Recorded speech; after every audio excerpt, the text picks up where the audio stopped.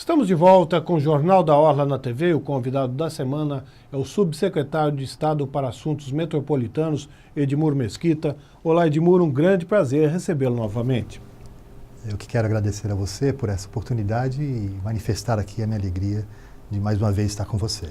Bem, Edmur, você tem grandes novidades aí na sua pasta, não é, para a região metropolitana de São Paulo e também a região metropolitana da Baixada Santista. Vamos começar por São Paulo, que é um grande projeto. Exatamente. Nós temos a chamada Macrometrópole Paulista, Edson. Ela é composta por 183 municípios, com todas as regiões metropolitanas que nós temos instituídas e as aglomerações urbanas no estado de São Paulo. Baixada Santista, composta por 9 municípios, a região de Campinas, por 19 municípios, a região metropolitana de São Paulo, composta por 39 municípios, a aglomeração urbana de Piracicaba, com 22 municípios, Jundiaí, com 7 municípios, e o Vale do Paraíba e Litoral Norte, com mais 39 municípios. Essa chamada macrometrópole paulista é uma grande mancha urbana que nós temos no estado de São Paulo, que é considerada a terceira maior macrometrópole do mundo. Só perde para Nova Delhi, na Índia, e para Tóquio, no Japão. Portanto, os desafios que estão à nossa frente são extraordinários. Nós estamos elaborando, em parceria com a Implaza, que é uma empresa de planejamento metropolitano do estado de São Paulo, uma empresa de muita tradição, de 60 anos de existência, que formou e forjou técnicos da mais alta competência, com experiências no mundo inteiro, e nós estamos elaborando o plano de ação da macrometrópole paulista, que é um plano estratégico para pensar esta mancha urbana, essa macrometrópole, a médio e a longo prazo, até o ano de 2040. E isto também acaba naturalmente interferindo positivamente nas ações planejadas também nas regiões metropolitanas do estado de São Paulo. E aqui, na Baixada Santista, a agência metropolitana, aqui dirigida pelo diretor executivo Marcelo Bueno, elaborou com seus técnicos, com seus quadros da agência metropolitana, o Plano de Ação Estratégica Metropolitana da Baixada Santista. Esse plano ele tem uma visão também de médio e de longo prazo, trabalha com 4 grandes eixos: mobilidade urbana, meio ambiente, habitação e desenvolvimento econômico. E como é que entra nisso as prefeituras, Edmur? Como é que é feita essa participação das prefeituras e também da sociedade de um modo geral? Esse plano está sendo elaborado e será apresentado para a sociedade no dia 28 de maio, no período da manhã, no Teatro Guarani. E ele está sendo elaborado justamente ouvindo as forças políticas da região, os prefeitos, vereadores, a sociedade civil, a associação comercial, entidades vinculadas à área de habitação, o setor produtivo, trabalhadores, de tal maneira que ele sirva de uma bússola para o planejamento integrado dos 9 municípios da Baixada Santista nesta visão de curto, de médio e de longo prazo. Vale dizer que esse plano irá definir as prioridades e as metas a serem perseguidas ao longo desse período. Na sua visão, aqui para a Baixada Santista, quais são as grandes prioridades da nossa região? Eu penso que esses campos funcionais que estão previstos no plano de ação da Baixada Santista, dentro dessa visão estratégica, esses campos funcionais, mobilidade urbana, certamente é uma das prioridades, né? O governador Geraldo Alckmin tem feito um esforço enorme nessa direção, mas é preciso também, por outro lado, que haja uma sensibilidade do governo federal.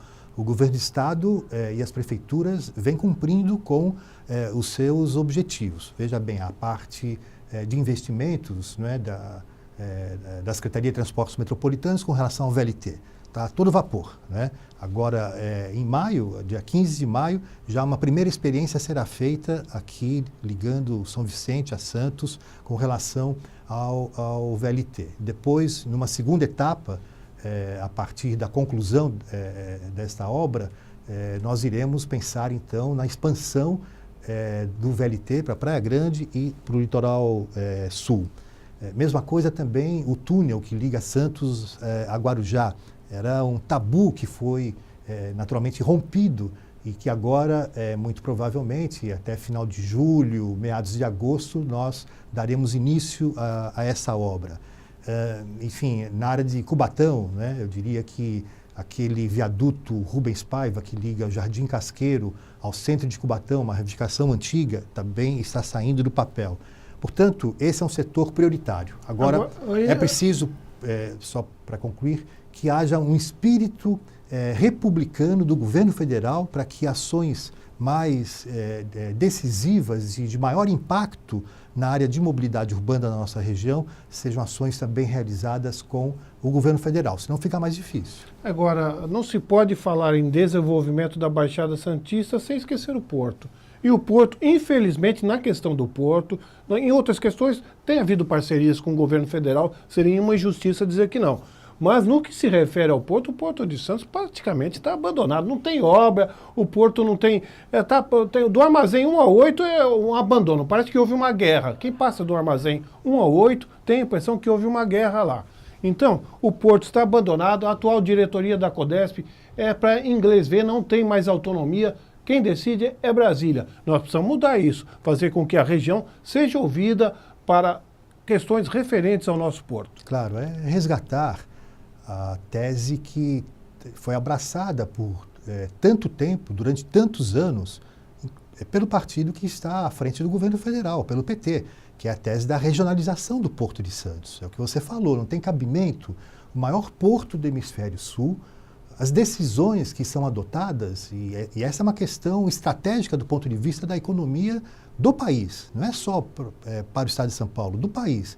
Não tem cabimento que as decisões sejam adotadas em Brasília. É preciso que haja uma participação também dos municípios nos destinos do porto, né? E, sobretudo, na elaboração de metas, de um conjunto de ações que, naturalmente, façam com que o porto seja mais competitivo e também mais eficiente. Bem, vamos falar um pouquinho sobre política. Teremos as eleições logo após a Copa do Mundo, né? E você, Edmur, vai coordenar a campanha, a reeleição do governador Geraldo Alckmin e a campanha a presidente do Aécio Neves. Qual a sua perspectiva aí para essa campanha eleitoral? Favoritismo da Dilma, apesar da Dilma estar caindo nas pesquisas, continua sendo a favorita. E em São Paulo, o favorito é o governador Geraldo Alckmin, mas também terá adversários difíceis.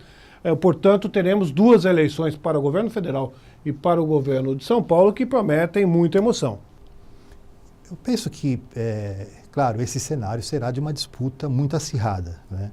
No caso aqui do governo do estado de São Paulo, a posição do governador Geraldo Alckmin, eu diria que é muito boa, né? Ele é, de fato, reconhecido como um bom gestor, uma pessoa honrada, séria, uma imagem inatacável, né? Irretocável, e, portanto, a sociedade reconhece esses valores e esses princípios que ele abraçou durante toda a sua vida pública. Não se discute a honradez do governador, o seu espírito trabalhador, não se discute. Mas também tem problemas na área de segurança pública, em São Paulo a questão da água, tudo isso a oposição vai bater pesado. Claro, mas certamente o governador, em função da sua experiência, do seu preparo e, sobretudo, de seus investimentos em todas as áreas, né, certamente a sociedade irá ter a compreensão de que alguns problemas existem, mas que estão sendo naturalmente atacados de frente com programas que... essa é a diferença, Edson. O governador Geraldo Alckmin, ele tem uma visão de Estado. Não é uma visão tão somente ali da questão mais local, uma visão de governo. Ele pensa a médio e também a longo prazo. Então, não tenho dúvidas de que não é só o favoritismo que recomenda que ele seja reeleito, mas é pelo trabalho, pela sua dedicação, né, e pela sua eficiência. E eu penso, por outro lado, que essa campanha ela terá um caráter federalizado muito forte, né? A presidente da República irá enfrentar dois políticos muito tarimbados, né, testados nas urnas em diversas eleições, como deputados, como governadores de estado, é o caso do Aécio e o caso do Eduardo Campos.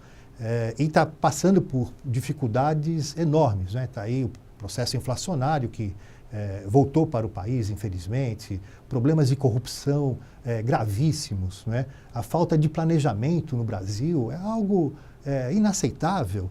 A questão do subdesenvolvimento cultural. Nós temos hoje no Brasil, Edson, isso é gravíssimo, não é? E eu estou pessimista a esse respeito com relação a esse governo, não é? É como se tivesse sido criada no Brasil uma sub-raça, né? Veja aí espetáculos de violência absurdos, né? Que nos comove profundamente. O governo federal, infelizmente, não olhou para esses aspectos. Eu penso que é fundamental que a gente dê início a um novo ciclo, tanto do ponto de vista da nossa economia, do nosso desenvolvimento, da política de emprego que é correta, né? Mas, sobretudo, pensarmos como superarmos essas dificuldades do ponto de vista da nossa identidade. E esse é um trabalho que certamente terá que ser realizado, elaborado, do ponto de vista estratégico, a médio e a longo prazo. Infelizmente, nesse aspecto, nós perdemos décadas. Ok, Edmur, muito obrigado pela sua entrevista, foi um grande prazer tê-lo recebido. Eu que agradeço a você por essa oportunidade e dizer da minha alegria de estar aqui e, sobretudo, da minha mais profunda admiração que eu cultivo pelo seu trabalho. Parabéns. Muito obrigado. Nós ficamos por aqui, mas o Jornal da Orla na TV continua na internet. A seguir, em foco, o Jornal da Orla com Flávio Rigg. Uma excelente semana a todos.